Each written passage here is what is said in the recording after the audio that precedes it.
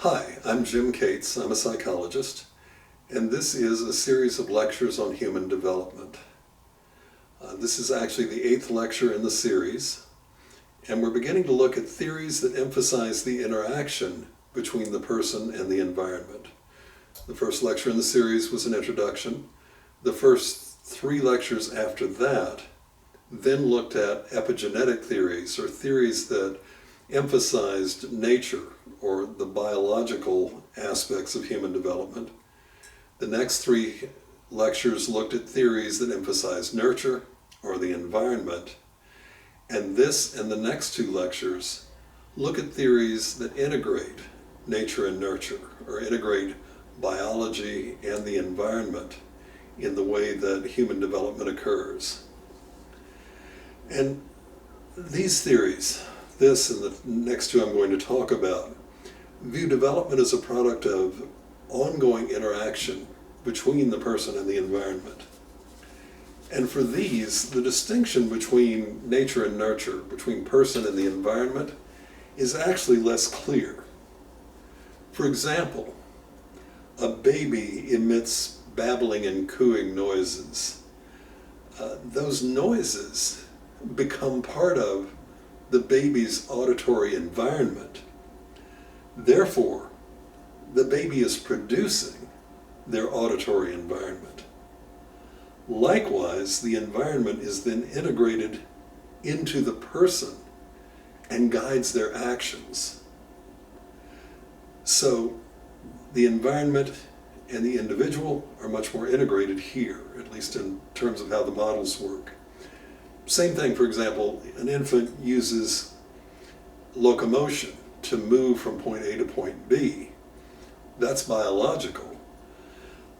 But an infant will use different methods of locomotion, different modes, depending on whether he or she is on a flat surface, an incline, or on steps.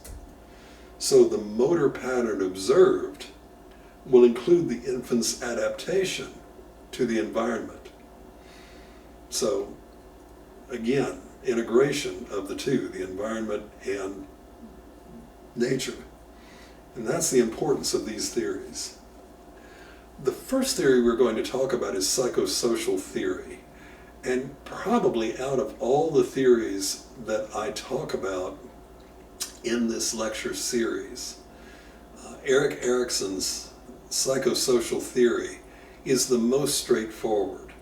I am not going to spend time talking about the individual stages and resolution of those stages. That's readily available elsewhere, and that's not what this overview is about. But other than that, probably, again, the most straightforward theory you'll find out of the ones I'm talking about. But let me give you a case vignette to start. It's 1965, Columbus, Ohio. Lillian graduates from college with a major in English, and she hopes to marry her boyfriend Michael, who has a degree in engineering. They have a courtship for a year, and after that they do get married. And overall, it's a stable and a good marriage. So fast forward 20 years to 1985. Lillian is now 42.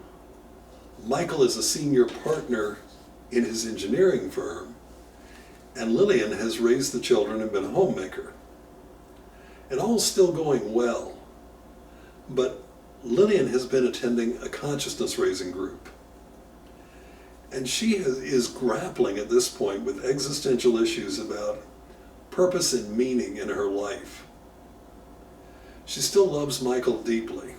She still wants to be in the marriage, but she's stifled by the routine in which she finds herself. Michael, on the other hand, is happy with the way things are, and he finds himself impatient with her need for change. So you can see in this vignette, there's a dynamic interplay between personal development and societal change. In their early adulthood, Michael and Lillian had a primary psychosocial theme of a desire for intimacy, and they achieved that within the social context of the time. they were married. They also followed a culturally approved pattern at the time of Michael providing financially for the family, Lillian being the homemaker and raising the children. 20 years later, the developmental issues have shifted toward a concern for personal meaning in life. And Lillian finds a goal of experiencing a generative impact on others has more personal meaning for her than continuing to be a homemaker, particularly as the children have gotten older. So the question becomes, how are the partners going to resolve this interpersonal tension? And psychosocial theory explains changes in self-understanding, social relationships, and person-societal relationships as a product of biological, psychological, and societal systems interaction. All three: biological, psychological, and societal, and the interaction of those three things. Changes in any one of the three will generally bring change in the others. So for psychosocial theory, development results from continuous interaction of the individual and the social environment. And at each period of life, people spend time mastering a unique group of psychological tasks which become essential for social adaptation within the society. Each life stage brings what Erikson calls a normative crisis, a tension between competencies and the demands of society. And a person will reduce that tension, which is created by using a variety of both familiar coping strategies, which have worked in the past, and by learning new ones, building on those previous coping strategies and learning new ways of coping with the demands that come up. So positive resolution will provide a new set of abilities and will also enhance capacity to adapt successfully, not just to this stage, but to succeeding stages. The repertoire, the toolbox for coping gets bigger with every succeeding stage. However, if there's negative resolution, that typically results in defensiveness, in rigidity, or withdrawal, and it decreases the ability to adapt successfully to succeeding stages. So let's go back and look at historical context. As I've been saying, the closest identified theoretician to all this is Erik Erikson. And he developed 8 stages of development by 1950. That's really when his theory came about and was fully formed. But he was born in Frankfurt, Germany in 1902. Interestingly enough, his mother was not married at the time, and he never knew the identity of his biological father. And he initially planned to be an artist and actually enrolled in art school. But he realized he couldn't make it as an artist. So there was a period of transition for him where he wandered around with friends, kind of at loose ends, really didn't know what he wanted to do with his life, and finally enrolled, or rather accepted an invitation to teach at a private school that had been founded by none other than Anna Freud, the daughter of Sigmund Freud. And he turned out to be a gifted teacher. And he studied techniques of psychoanalysis and finally underwent a training analysis with Anna. And the training analysis was required to become a psychoanalyst himself. So in 1933, he comes to the United States, immigrates, and sets up as a psychoanalyst in Boston, Massachusetts. But he began fairly rapidly to integrate psychoanalysis and sociocultural practices. So he did not stay a traditional psychoanalyst. And got into academia by the late 1950s. He's at Harvard, and he stayed there until his death. And he conceptualized aspects of social life that he considered or observed were not yet parts of traditional disciplines like psychology and social and psychoanalysis, and he integrated those into that work. So what are some of his key concepts? Well, Erikson's psychosocial theory accounts for systematic change across the lifespan through 5 basic concepts. The stages of development. Most of us are familiar with those from other areas. Psychosocial crises, the radius of significant relationships, prime adaptive ego qualities, and core pathologies. And let's look first at the stages of development. A developmental stage is a period of life that's characterized by specific underlying organization. There is something in a developmental stage that is supposed to be happening. It is a purpose in that particular stage of life, an organizing purpose, an organizing drive, a move forward, a distinct reason that that period of life is occurring and development will occur. And stage theories propose specific direction for development. Each stage is going to build on the accomplishments of the previous stages. So in this sense, you can feel that psychoanalytical experience and background playing with what Erikson does in terms of psychosocial theory.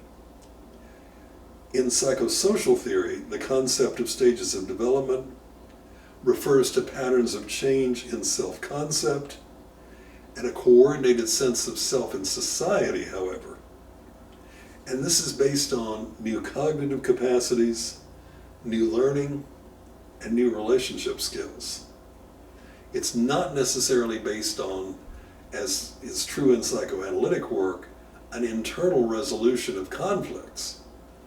But in psychosocial theory, the resolution is based on social experiences and resolution of these social experiences.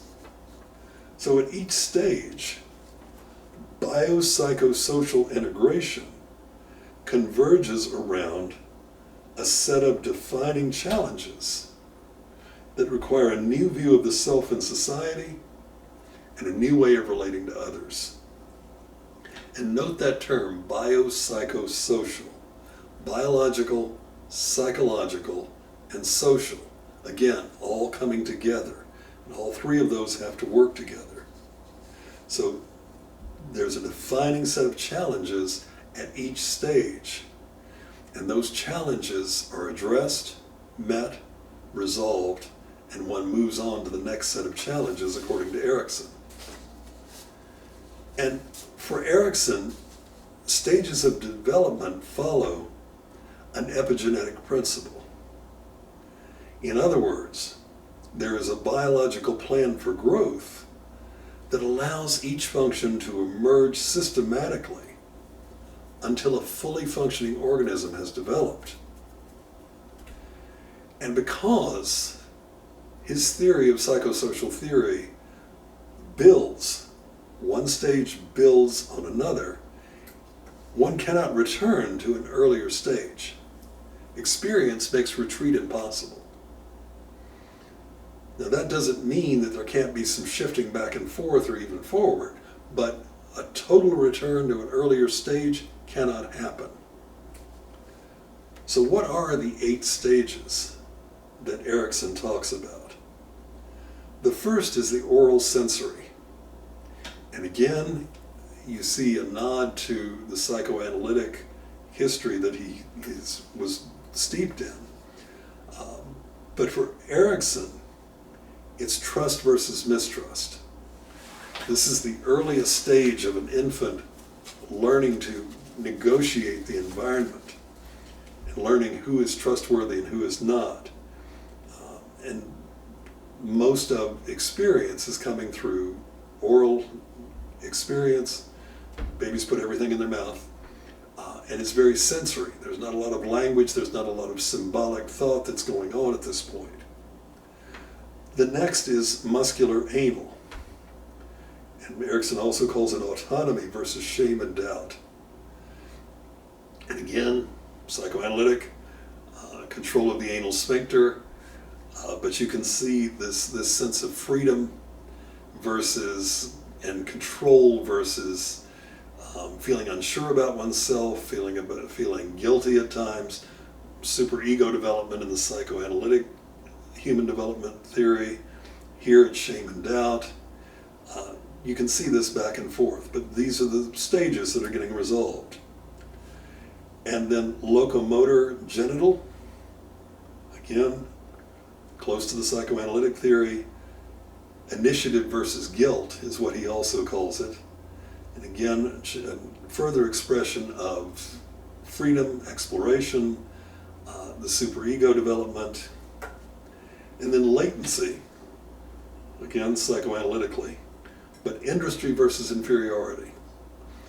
Children are learning how to master their environment and learning to compete with one another and to experience themselves within the environment. Then there's puberty and adolescence, and he moves away quite a bit from the Oedipal complex, the Electra complex, and he talks about identity versus role diffusion. This is where an adolescent begins to develop a sense of self, a sense of who they are within the broader environment, a sense of competence and confidence, a sense of me as an individual versus a more diffuse role in which they don't have a clear sense of themselves. Young adulthood, as we saw with the earlier example, intimacy is a real issue in young adulthood. Who do I want to be with? How do I want to be with them? I don't want to be alone, but I want to figure out what intimacy looks like for me. And then there's adulthood. I want to make my mark. I want to do something to be productive. And then in maturity, ego integrity versus despair. Have I done what I want to do with my life? Am I where I want to be? Was it worth it? So those are the stages that Erikson really sees, the 8 stages of man, if you will. And pardon the chauvinistic term, but that's what they're traditionally called. The 8 stages of human beings, I suppose, is better. But the stages aren't pigeonholes. Just because someone is functioning at one level, at one stage, it doesn't mean they can't also function at other levels. People anticipate later challenges in particular before they become dominant. For example, particularly with children, fantasy role play by children is a means of anticipating issues that are going to come up at later stages. And so they can work through fantasy and begin to anticipate some of the struggles, some of the issues, some of the crises that will come up in a later stage, and work through those in fantasy. Just because someone is in a crisis or resolution of a stage at this point doesn't mean that everything is resolved about the stage they just went through. They may still have lingering issues that need to be addressed, etc. So it's not neat and contained in the idea that simply one moves ba-dump, ba-dump, and it's over. The idea of life stages highlights a changing orientation toward oneself and others that dominates periods of the lifespan. And that is pretty much a given. We can see that the way that we perceive things changes across time and across experiences. And movement from one stage to another occurs as a result of change in several major systems at approximately the same time. So there has to be a buildup of readiness, a preparation for this type of change to occur. And for Erikson, he calls this a psychosocial crisis. And psychosocial crisis refers to a state of tension that results from discrepancies between competencies at the beginning of the stage and expectations for behavior at that period of life. Crises end up arising because one has to make psychological efforts to adjust to the demands of the social environment at each stage of development. And for Erikson, he calls it a crisis, but a crisis actually is a normal set of stresses and strains rather than an extraordinary set of events. But an individual still has to reduce the state of tension in order to proceed to the next stage.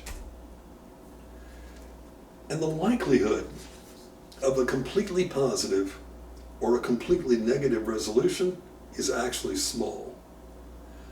Most individuals will resolve crises in a generally positive direction.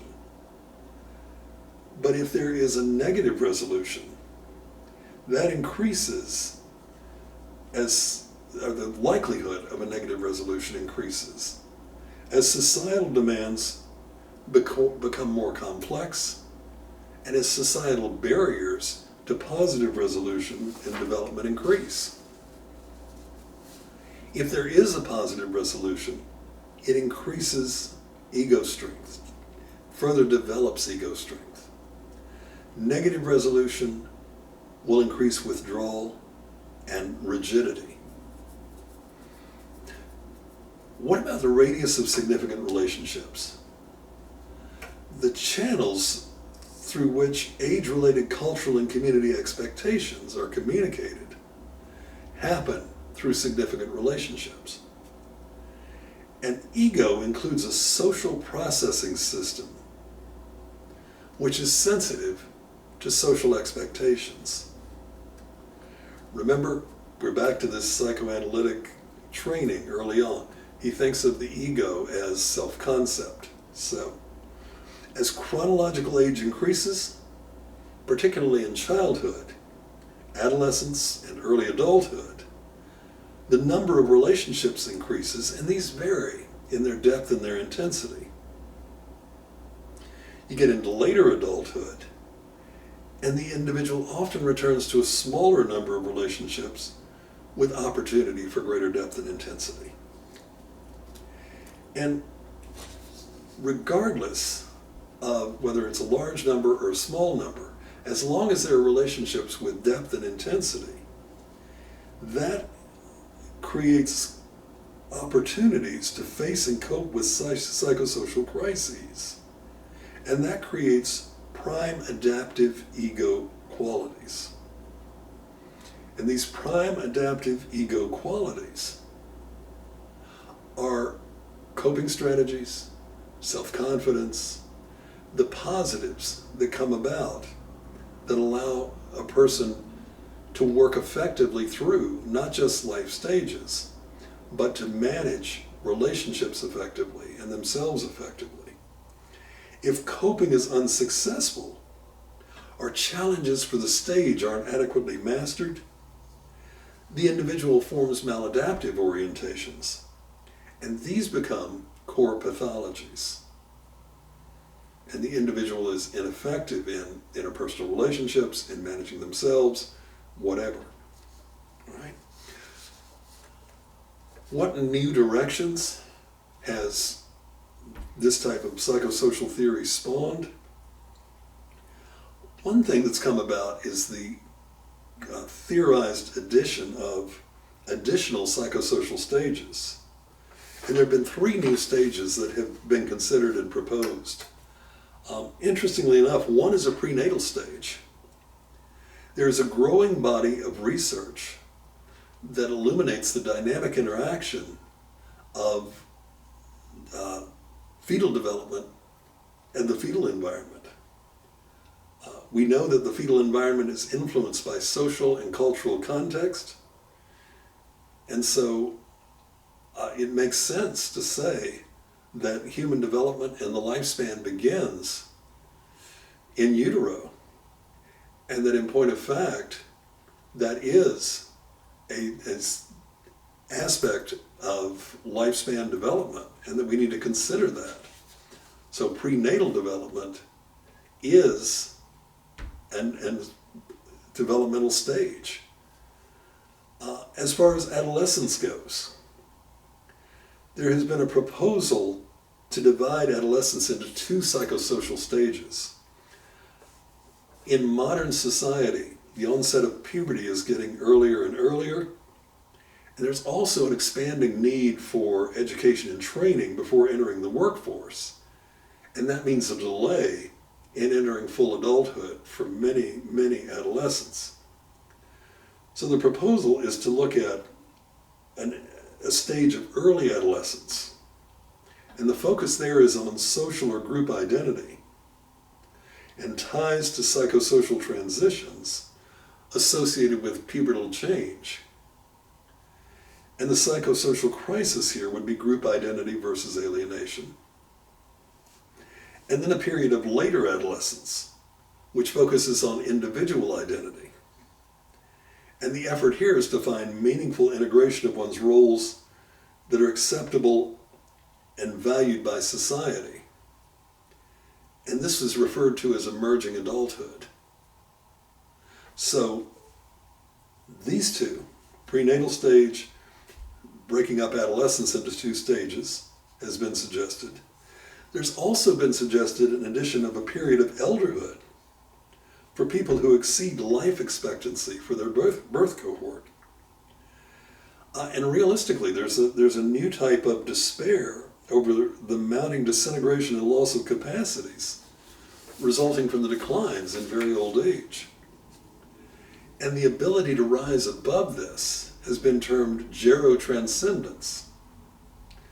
And interestingly enough, this final phase was conceptualized by Joan Erikson, Erik Erikson's wife. He died, and she continued to live well past him into her 90s. And it was because of her experience that she began to talk about gerotranscendence. So a critique of psychosocial theory, what are its strengths? Well, it provides a broad, integrative context within which we can study lifespan development. It links child and adult development in a very clear way. There's a very smooth transition from child to adolescent to adult, even from prenatal to gerotranscendence. I mean, it goes all the way across the full lifespan with no question. There's an emphasis on ego development, and the processes provide insight into the direction of healthy development across the lifespan and how that works. And particularly over the past 20 years or so, the concepts of psychosocial theory have been operationalized and empirically tested. So there's been a lot of work done to find whether indeed it is a valid theory, and there's evidence to suggest that it is. It identifies tensions that may disrupt development at each life stage. So it provides a useful framework for considering individual differences in development. And the concept of normal psychosocial crises is a creative contribution. The idea that developing involves normal tensions which have to be resolved and moved past as part of social engagement. It identifies predictable tensions between socialization and maturation then, and longitudinal research supports many of its basic concepts. What are its weaknesses? Mechanisms for resolving crises and moving to the next stage are not well developed.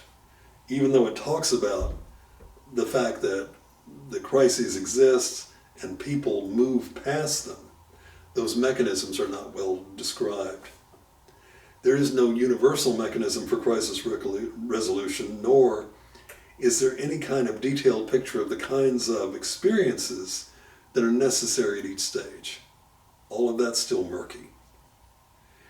And the nature and number of stages can be argued as culture specific.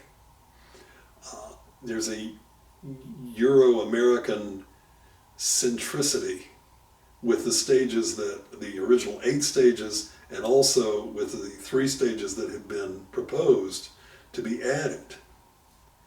And it's criticized as being dominated by a male individualistic perspective that emphasizes agency. And again, this is a cultural issue. It assumes an ability to originate plans and take action. It doesn't look at connection and communion, a commitment to and consideration for the well-being of others, which in some cultures is much more emphasized than it is in our individualistic society here. So still a well-respected theory, a heavily researched theory, but as with all, it has its strengths and its downsides.